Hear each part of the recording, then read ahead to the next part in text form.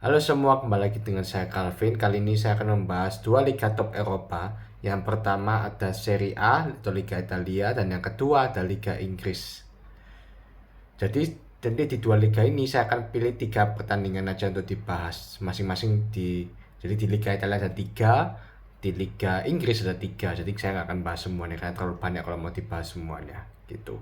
Jadi yang pertama kita ke Serie A dulu. Oke, yang saya membahas pertama adalah pertandingan ini. Saya mau tahu Napoli dulu, karena Napoli ini kan sekarang puncak klasemen, jadi saya ingin tahu hebat apa Napoli. Lawan Empoli main dengan formasi 3-1-4-2, sedangkan Napoli di bawah asuhan Antonio Conte sebagai manajer baru memakai formasi 4-3-3. Kipernya baru ya, karena Alex Meret cedera, jadi kira kipernya Caprile. Kemudian di belakang ada Spinazzola, Buongiorno, Ramani sama Di Lorenzo seperti Di Lorenzo kaptennya. Tiga gelandang tengah ada mantan pemain MU yaitu Scott McTominay, kemudian ada Billy Gilmour, mantan pemain Everton nih kalau nggak salah. Kemudian ada Anguissa. Di tiga di depan ada Khvicha Kvaratskhelia atau bisa orang panggil Kvaradona, dijuluki sih lebih tepatnya. Kemudian ada Romelu Lukaku yang baru saja dibeli atau dipinjam ya, sebentar. Oh, dibeli Napoli. Kemudian ada Politano.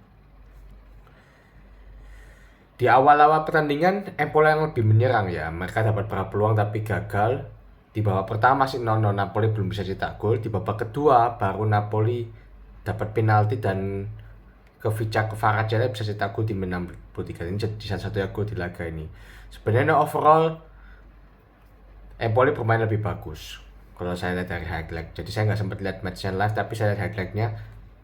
Empoli main lebih bagus, tapi Napoli dapat penalti dan itu yang membedakan. Kita statistiknya tembakan 11-9, shot on target 4-1. Napoli cuma 1 loh.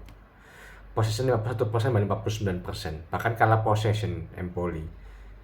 Passingnya 393 banding 400 dan akurasi passingnya 83% banding 84%. Jadi bisa disimpulkan bahwa ini adalah ugly win bagi Napoli. Tapi ya berkat kemenangan ini mereka masih bertahan di puncak klasemen gitu. Jadi ya tetap selamat buat Napoli. Sedangkan Empoli sekarang peringkat ke 11. Yang kedua yang saya mau bahas adalah Juventus lawan Lazio.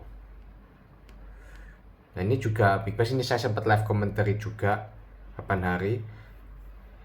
Ini match yang cukup sengit karena kalau nggak salah waktu itu Juventus peringkat 3, Lazio peringkat 5 kalau nggak salah. Pas sebelum laga ini Juventus bermain formasi 4-3-3, di Gregorio sebagai kiper, kemudian di belakang ada Savona, Gatti, Kalulus, mantan pemain Milan, sama Cabal. Tiga gelandang tengah ada Thuram, Kepren Thuram, anaknya Lilian Thuram. Kemudian ada Manuel Locatelli sama Douglas Luiz. Tiga di depan ada Cambiaso, Vlahovic sama Kenan Yildiz, wonderkid. Lazio bermain dalam formasi 4-2-3-1, Provedel sebagai kiper, kemudian di 4 back di belakang ada Nuno Tavares, mantan pemain Arsenal, Alessio Romagnoli, mantan pemain Milan sebagai kaptennya dulu, kaptennya Milan maksudnya. Kemudian ada namanya Gila ya, unik ya. Kemudian ada Marusic. Di dua gelandang bertahan dan Rovella sama Matteo Guendouzi, dan juga mantan pemain Arsenal. Tiga gelandang serang ada Sakagni, dia sama Isaacson, Bolaya dia tadi. Dan depan ada Valentin Castellanos. Yang Valentin Castellanos ini di Liga Eropa cukup tajam, dia mencetak kalau nggak salah sekitar 3 gol totalnya. Lihat dari awal ya, jujur ini cukup imbang. Lazio pun sempat ngelawan juga. Sampai menit 24, Alessio Romagnoli dapat kartu merah. Apakah itu layak kartu merah? Ya, layak. Kenapa? Karena Romagnoli orang terakhir. Jadi dan dia melakukan pelanggaran itu, maksudnya istilahnya gol Goal apa itu? Apa namanya? Goal saving lah istilahnya. Jadi kalau dia orang terakhir apa kartu merah. Apa itu karena dia menghalangi goal scoring opportunity juga. Dengan 10 pemain ya Lazio agak kesusahan. Juventus mulai menyerang tapi Lazio masih bisa ngimbangi Juventus babak pertama selesai 0-0. Babak kedua itu juga sama. Bahkan Lazio sempat berapa kali menyerang. Aku jujur aja kagum. Lazio itu mampu dengan 10 pemain mereka mampu mengimbangi Juventus, bahkan kasih perlawanan ketat ke Juventus. Sampai akhirnya di menit-menit akhir ya Juventus dapat tanda kutip keberuntungan karena crossingnya siapa itu lagi itu aku lupa namanya, itu kena Mario Gila, namanya adalah Mario Gila nama lengkapnya, kena pemain Lazio dan gol bunuh diri terjadi di menit 85. Itu pasti nyesek sih bagi Lazio dan supporternya. Mereka sudah berhasil menahan imbang Juventus sampai menit 85 dan harus kebobolan lewat gol bunuh diri lagi. Dan Lazio akhirnya nggak bisa apa-apa juga.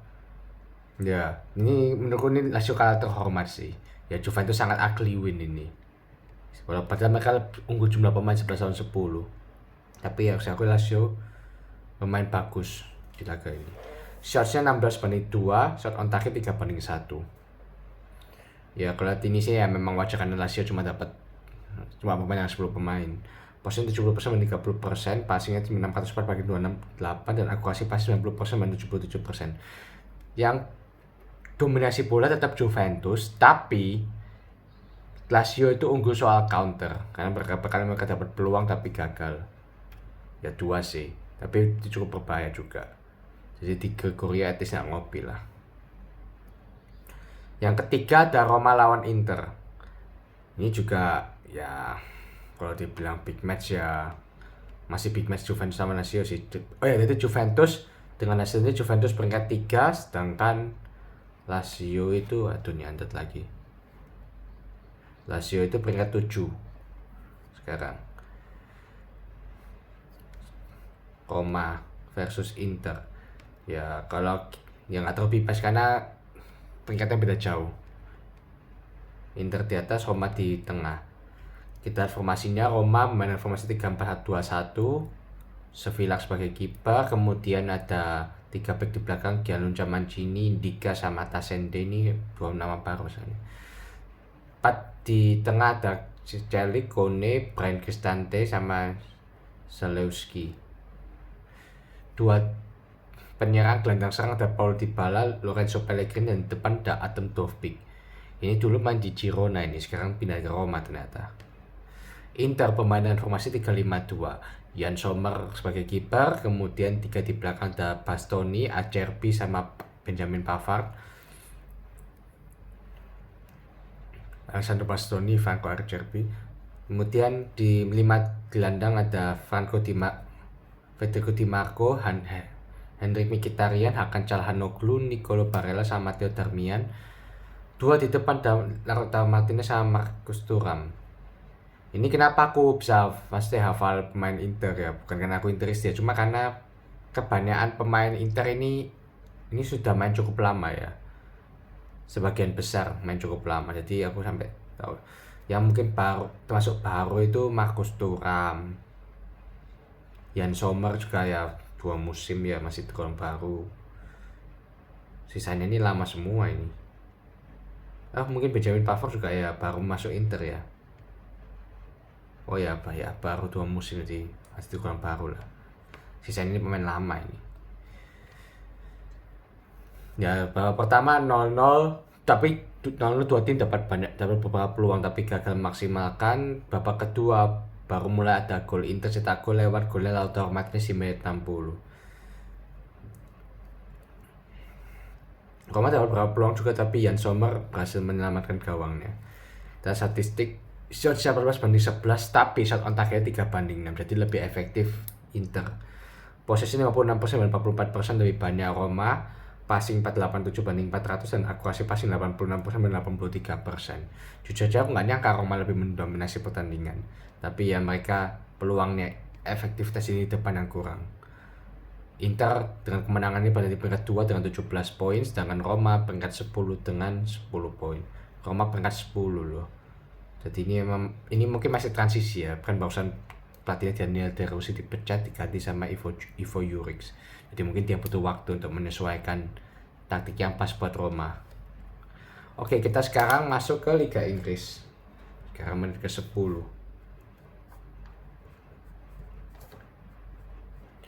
Ini juga saya akan bahas 3 pertandingan.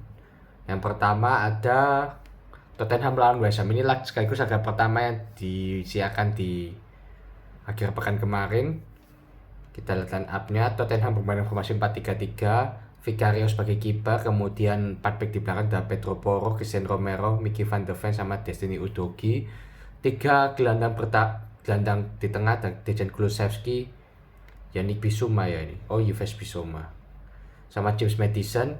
3 penyerang ada Brennan Johnson, Dominic Solanke, dan yang baru saja pulih dari cedera itu Heung-min Son, dan dia kapten di laga ini. Jadi kapten. West Ham bermain dengan formasi 4-1-4-1. Ya ini formasi bertahan ini. Alphonse Areola sebagai kiper, kemudian 4 back di belakang ada Emerson, Kilman, Todibo sama Aaron Wan-Bissaka. Aku nggak nyangka sekarang Wan-Bissaka main di West Ham ya. Ini mantan pemain MU ini sebelumnya.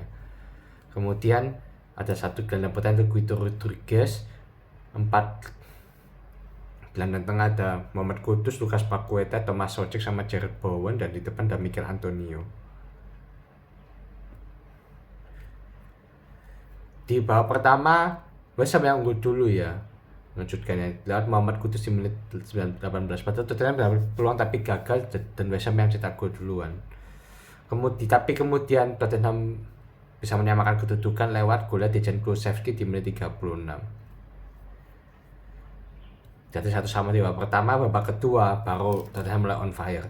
Dalam 8 menit terjadi 3 gol, dimulai dari menit 52 yaitu Yves Bissouma, kemudian Alphonse Areola cetak gol bunuh diri. Itu nyesek sih gol bunuh dirinya. Itu tadi sebenarnya kena pemain di save Areola. Kalau nggak salah iya. Tapi kena pemain apa gitu. Kena Areola. Ini dihitung Alphonse Areola ya. Padahal kalau seingatku bukan Areola ya, tapi ya sudahlah. Yang cetak gol bunuh diri. Kemudian di menit 5 menit berselang setelah gol bunuh diri itu, Son Heung-min cetak gol di menit 60. Itu skill individu dia bagus sih, dia melewati beberapa pemain gitu. 4-1. Dan lebih parahnya bagi West Ham di menit-menit akhir, Muhammad Kudus kena kartu merah di menit 86 karena tengkar sama pemain. Padahal dia cetak gol. Jadi ini literally definition of from zero to hero. Ya, ini kemenangan yang bagus bagi Tottenham. Dengan hasilnya Tottenham berada di peringkat ke-7 dengan 13 poin. Sebelumnya kan 8 tengah, tapi kali ini kan naik. Sedangkan West Ham berada di peringkat 15 dengan 8 poin. Bukan awal yang bagus untuk Julian Lopetegui, pelatih barunya West Ham. Kemudian aku lupa dia pelatih baru ya. Kalau sering itu dia pelatih baru si Lopetegui ini. Saya tak cek dulu. Lopetegui. Saya kok nggak salah dia sebelumnya nangin Wolves. Oh iya, dia manajer baru. Baru dapat 8 poin dari 8 laga. Bukan awal yang bagus sih. Kemudian kita ke laga berikutnya itu Bournemouth lawan Arsenal. Ini sebenarnya laga dimana kita expect Arsenal akan menang lagi sebenarnya. Tapi kejadian terjadi. Kita lihat line update dulu. Aku lupa yang bahas apa itu. Statistiknya Tottenham ya. Kita bahas sedikit statistiknya Tottenham. Sorry. Kita balik bentar. Statistiknya Tottenham 22 shots, West Ham 11. Shot on target 7-4. Ya sama-sama kurang efektif sih. Dari 2 cuma 7, tapi dari 7 4 gol ya. Jadi ya oke lah, lumayan masih. Posisi 57% banding 43%, passing 47 banding 66, dan akurasi passing 86% banding 80%. Jadi emang Tottenham layak menang, dan ya Vicario melakukan sekitar 3 save. Sama kayak ya, dua kipernya sama kan 3 save. Fabianski juga tampil cukup bagus, tapi ya kebobolan 4 gol karena pemainnya nggak bagus di depan. Kemudian kita ke yang nanti balik Bournemouth Arsenal. Kita lihat bahas line up-nya. Bournemouth bermain formasi 4-2-3-1. Kepa sebagai kiper, Kepa Arrizabalaga. Ini dipinjamkan Chelsea ya ini. Saya cek dulu. Oh ya, dipinjamkan. Kemudian 4 back di belakang ada Araujo, bukan Araujo Barcelona tapi Araujo Meksiko, Sabani, Senesi sama Kerkes. Kemudian di tengah ada Scott sama Lewis Cook kaptennya. Gelandang bertahan, 2 gelandang bertahan, 3 gelandang serang ada Outara, Marcus Tavernier, Semenyo, dan depan ada Evan Nilsson. Ini katanya rekrutan baru ini. Banyak nama-nama baru juga Bournemouth ini. Arsenal bermain formasi 4-2-3-1 juga, David Raya sebagai kiper, kemudian 4 back di belakang dari Ricardo Calafiori, pemain baru, kemudian ada Gabriel yang akan jadi kapten di laga ini, William Saliba sama Ben White. 2 gelandang bertahan ada Declan Rice sama Thomas Partey, 3 gelandang serang ada Leandro Trossard, Mikel Merino, Raheem Sterling, dan di depan ada Kai Havertz sebagai ujung tombak. Babak pertama nggak ada gol, tapi Arsenal harus bermain dengan 10 pemain sampai menit 30 karena William Saliba kena kartu merah. Sebenarnya saya dapat beberapa peluang ya, tapi efektivitas mereka kurang gitu, dan Kepa melakukan beberapa penyelamatan penting. Di babak kedua Arsenal harus pemain 10 pemain mulai pincang, dan Ryan Christie cetak gol di menit 70 bagi Bournemouth. Itu lewat corner, habis itu diumpan ke satu pemain kemudian diumpan ke Ryan Christie yang berdiri bebas. Itu golnya keren sih, teamwork yang keren, terutama yang umpan itu keren, cepat umpannya gitu, jadi pemain Arsenal nggak antisipasi. Bagus itu golnya dan umpannya. Kita coba lihat golnya. Oh, yang asis Justin Kluivert. Ini anaknya Patrick Kluivert ya nih. Oh iya, pantesan. Bagus. Tadi, dan kemudian Arsenal dapat penalti lag juga karena David Raya melanggar pemain, dan Justin Kluivert berhasil cetak gol di menit 79. 2-0 ya. Arsenal nggak bisa dapat banyak peluang karena main dengan 10 pemain ya. Ini menghambat sih Arsenal bisa untuk juara, karena sekarang Arsenal peringkat 3 dengan 17 poin, dan mereka menjauh dari City sama Liverpool. Oh ya, kita lihat statistiknya. Saya mana tadi ya.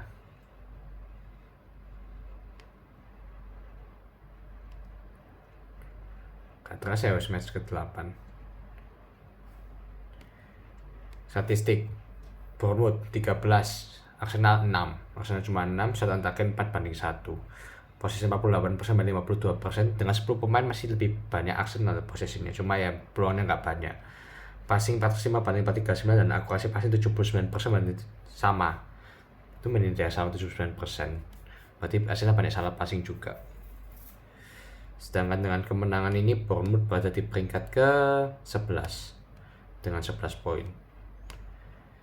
Kemudian kita ke laga berikutnya, yaitu terakhir big match, yaitu Liverpool lawan Chelsea. Chelsea nggak bisa dianggap remeh karena Chelsea lagi bagus, karena sebelum laga ini mereka 3 kali menang, 1 kali seri. Jadi ini tim lagi naik daun istilahnya. Kita lihat formasinya. Liverpool bermain dengan formasi 4-2-3-1.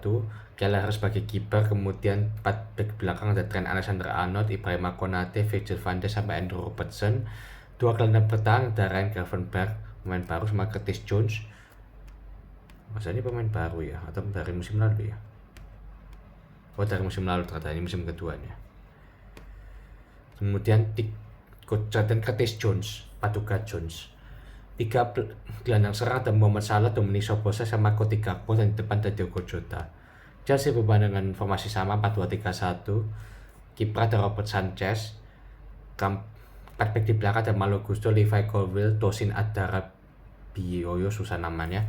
Dan pemain yang sudah 1001 hari nggak tampil, yaitu Reece James, akhirnya tampil lagi di sini, dan dia sebagai kapten di laga ini. Kalau kapten Liverpool Virgil van Dijk. 2 gelandang bertahan Romeo Lavia sama Moses Caicedo. 3 gelandang serang ada Jadon Sancho, mantan pemain MU, Cole Palmer, mantan pemain City, Noni Madueke, dan di depan ada Nicholas Jackson. Ini Salah juga menghadapi mantan klubnya ya, Chelsea ya. Di babak pertama ya 2 tim sama-sama ada peluang tapi gagal, tapi kemudian Liverpool dapat penalti karena Curtis Jones dilanggar, Dan Muhammad Salah cetak gol di menit 29. Dilanggar oleh Kolber kalau nggak salah. Cetak gol di menit 29. Kemudian babak pertama 1-0. Babak kedua Nicolas Jackson berhasil cetak gol lewat counter cepat. Itu pertama sempat hampir dianulir karena offside, tapi setelah dicek VAR tetap akhirnya onside. Kenapa? Karena Konate ini aku nggak jelas kenapa melebarkan kakinya gini. Kalau dia nggak lebarkan kakinya itu offside. Aku bingung kenapa Konate melebarkan kakinya. Tapi ya sudah, 1-1. Tapi gak berselang, tiba-tiba satu Curtis Jones masih cetak gol. Itu lewat umpannya Salah. Crossingnya Salah keren.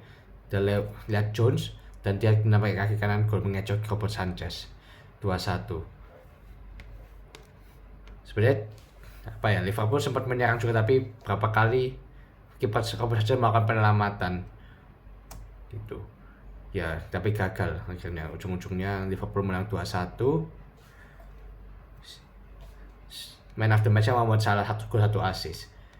Tembakan shot 9/12, shot on target 5/2, possession 42% banding 58%, passingnya 409 banding 542, dan akurasi passing 79% banding 87%.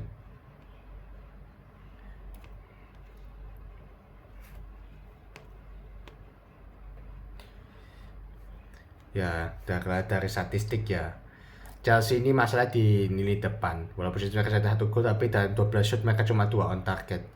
Jadi gak efektif juga. Sedangkan Liverpool cuma 9, tapi ada 5 on target. Jadi mereka lebih efektif. Akurasi passingnya lebih bagus, Sanchez 87%. Liverpool tuh main cuma 79%. Masuk L, tapi mereka win the game. Berarti ini sedikit ugly win buat Liverpool. Dan Cole Palmer dari Chelsea nggak kelihatan sama sekali. Padahal ini player of the month bulan September, tapi sekarang pun nggak kelihatan lawan Liverpool. Dan dekat kemenangan ini Liverpool berada di puncak klasemen dengan 21 poin, sedangkan Chelsea peringkat 6 dengan 14 poin. Wah, jadi aku ini di request sama seorang apa itu, bikin apa quote bijak ya atau apa tadi. Aku bukan orang yang kalau apa itu nggak biasa ngomong kayak gini, tapi ya quote bijak ya, semak atau motivasi lah, aku bilangnya motivasi aja, semangat ya buat jalan hari ini. Aku tahu kehidupan itu susah, tapi ya tetap bergantung sama Tuhan gitu aja, tetap dekat sama Tuhan. Itu aja sih dari saya, terima kasih sudah menonton.